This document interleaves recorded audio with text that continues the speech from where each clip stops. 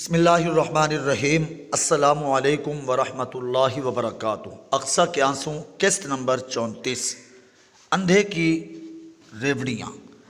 اندھے کی بانٹی ہوئی ریوڑیوں کے متعلق آپ نے ضرب المثل ضرور سنی ہوگی، جس میں ہیر پھیر کر کے سب کچھ اس کے اپنوں کے پاس پہنچ جاتا ہے۔ فلسطین میں مسلمانوں کے پاس جو دو اکثریتی علاقے دریائے اردن کا مغربی کنارہ اور غزہ کی پٹی رہ گئے تھے، ان کے بارے میں یہودیوں نے یہی طریقہ اپنایا۔ انہوں نے اس میں 3 حصے بنا دیے۔ ایک حصے اے زون کو فیاضی کا مظاہرہ کرتے ہوئے فلسطینی خود مختار اتھارٹی کے حوالے کر دیا۔ اس اتھارٹی کی خود مختاری بڑی نازک قسم کی تھی۔ بس یوں ہی سمجھیں ہمارے یہاں کے وسیع الاختیار ناظم ہیں، بس یہ ان سے کچھ ہی زیادہ صاحب اختیار تھے۔ اس اتھارٹی کی بیرون ممالک سے رابطے کے اعتبار سے کوئی حیثیت نہ تھی۔ داخلی معاملات میں یہ بلدیاتی سطح کا ایک محدود اختیار والا ادارہ ہے۔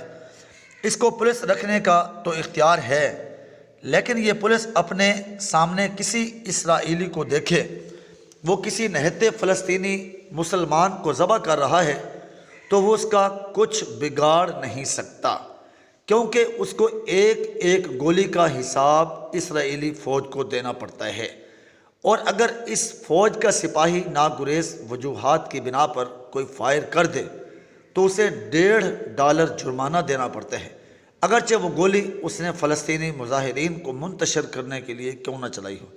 دوسرا حصہ بی زون، جو عسکری اور جغرافیائی اعتبار سے اہم ترین تھا، یہ اسرائیل نے اپنے پاس رکھا،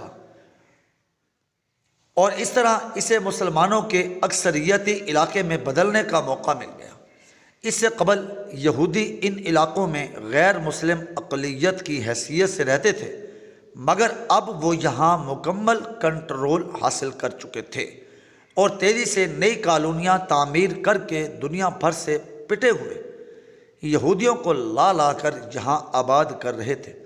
تیسرا حصہ یہودیوں اور فلسطین کی خود مختار اتھارٹی کے مشترکہ کنٹرول میں رہنے دیا گیا۔ قارئین سمجھ سکتے ہیں کہ اس مشترکہ کنٹرول میں فلسطینی اتھارٹی کا اختیار کتنے فیصد ہوگا۔ یوں یہ علاقہ بھی عملاً اسرائیل کے پاس ہے۔ اس طرح سے اولاً تو بی اور سی زون زیادہ وسیع رکھے گئے، پھر اے زون میں بھی فلسطینی اتھارٹی کو برائے نام اقتدار دیا گیا، اور یوں مسلمانوں کے ان اکثریتی علاقوں پر بھی صہیونی عناصر اپنی شیطانی تدبیروں کے ذریعے قابض ہو گئے۔ ان علاقوں پر کنٹرول حاصل کرنے کے بعد یہودیوں نے پہلا کام یہ کیا کہ فلسطینی مسلمانوں کو ایک دوسرے سے جدا کر دیا۔ فلسطینی مسلمان رات کو چین سے سوئے، صبح اٹھے تو انہیں بتایا کہ چند گلیاں پار کرنے کے بعد ان کا زیر انتظام علاقہ ختم ہو جائے گا، اور آگے آنے جانے کے لیے یہودی انتظامیہ سے اجازت حاصل کرنی پڑے گی۔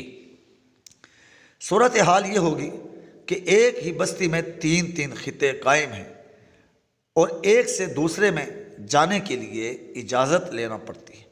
چنانچہ اس علاقے میں صدیوں سے آباد مسلمانوں کی یہ حالت ہو گئی ہے کہ ان میں سے اگر کوئی چند فرلانگ کا فاصلہ طے کر کے اپنے کسی عزیز سے ملنے اپنے ہی ملک کے ایک حصے میں جانا چاہتا ہے تو اسے کئی چیک پوسٹوں پر سے گزرنا پڑتا ہے اور وہاں اپنی شناخت کروانی پڑتی ہے۔ فلسطینی مسلمان گزشتہ نصف صدی اس بے بسی، بے چارگی اور جبر و ستم کے عالم میں گزار رہے ہیں۔ آپ اخبارات میں اکثر پڑھتے رہتے ہوں گے کہ اسرائیلی ٹینک فلسطینی مسلمانوں کے علاقے میں گھس گئے۔ اس سے مراد اے زون نامی وہ بچا کھچا علاقہ ہے جہاں فلسطینی محصور ہو کر اپنی زندگی کے باقی ماندہ ایام گزار رہے ہیں۔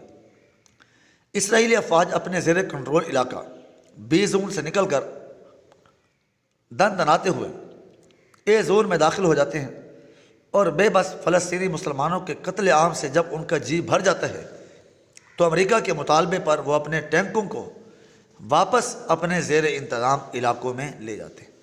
اس انخلا کا ڈھنڈورا پیٹ کر وہ اپنے خلاف غم و غصہ کی لہر کو بھی دبا لیتے اور اس احسان کے عوض اپنے مطالبات منوانے کی کوشش بھی کرتے ہیں۔ یہود کا مسخرہ پن اور ذلیل حرکتیں ایسی ہیں جنہوں نے ان کو مردود اور لعین بنا کے چھوڑا ہے۔ مثلا قرآن پاک میں آتا ہے کہ ان کو حکم ملا تھا کہ وہ ایک آبادی میں اس حالت میں داخل ہوں کہ استغفار کے الفاظ ان کی زبانوں پہ جاری ہوں اور عجز و ندامت سے سر جھکائے ہوئے ہوں۔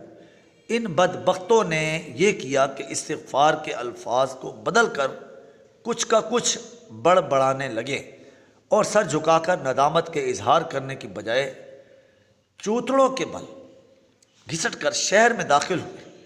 ایسے کمینہ حرکات کی بنیاد پر ان پر عذاب الہی نازل ہوتا رہا ہے، لیکن اس سے ان کی آنکھیں نہیں کھلی اور وہ آج بھی اس طرح کے پیچ و عادتیں اپنائے ہوئے ہیں۔ مثلا آپ نے سنا ہوگا امریکہ اور مغربی ممالک کے دباؤ پر اسرائیل فلسطینی علاقوں کا اتنے مربع کلومیٹر علاقہ خالی کرنے پر تیار ہوئے ہیں۔ ہوتا یوں ہے کہ یہودی گماشتے اپنے زیر قبضہ علاقوں میں رکھی گئی اینٹیں یا دیگر علامات اٹھا کر 1 فٹ پیچھے کر لیتے ہیں۔ اس طرح 1 فٹ کی پیمائش سے خالی کردہ علاقہ کئی 100 گز بلکہ مربع میل بن جاتے ہیں۔ اس کو وہ انخلا سے تعبیر کر دیتے ہیں۔ بنی اسرائیل کی یہ مضحکہ خیز حرکات زمین والوں سے مخفی ہیں، لیکن آسمان میں ایک ذات ایسی ہے جس سے کوئی چیز پوشیدہ نہیں، اور وہ ہر چیز کا حساب جلد یا بدیر ضرور لے گا۔ انشاءاللہ جاری ہے۔